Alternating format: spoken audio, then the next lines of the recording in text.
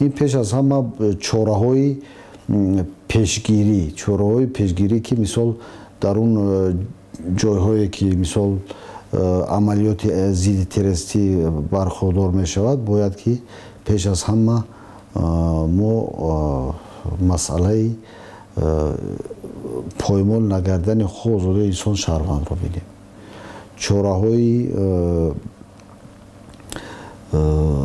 علاقه تروریست ها را با مثال دیگر شخصانی که در احاطه قواهای ضد تروریستی هستند بینیم و در این جهت از لحاظ قانونگذاری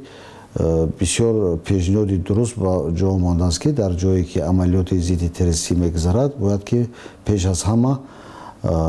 همین چاره‌هایی که در قانون پیشنهاد کردن ما باید که آنها را دیده براییم و وقتی که قانون قبول شد ما باز الهاگی این مسئله را با مردم میفهمونیم.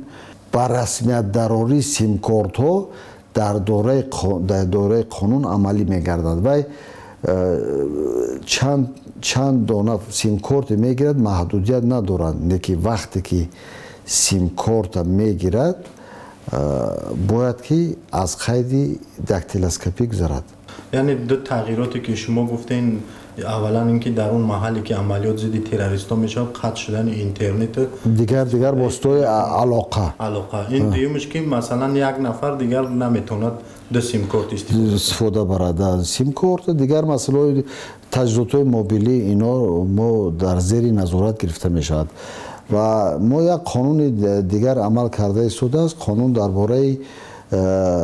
با قیدگیری داکتیلوسکوپی که اون قانون هم از طرف کمیته ما از نو کار کرده شده است که در اونجا در حقیقت با قیدگیری دو مسئله مثبی رو در جمهوری تاجیکستان حل میکند، چون که پیش از همه شخصی که جنایت میکند اگر ایزی دست خود را در همون جای حادثه ماند در بعد تشخیص گذراندن پیدا می شود. از همین لحاظ در قانون مثال برای با قیدگیری داکتیلوسکوپی شهروند 16 ساله که وقتی که شناسنامه میگیرد باید که از قید داکتیلوسکوپی گذرارد. شهادتنامه رانندگی میگیرد باید که از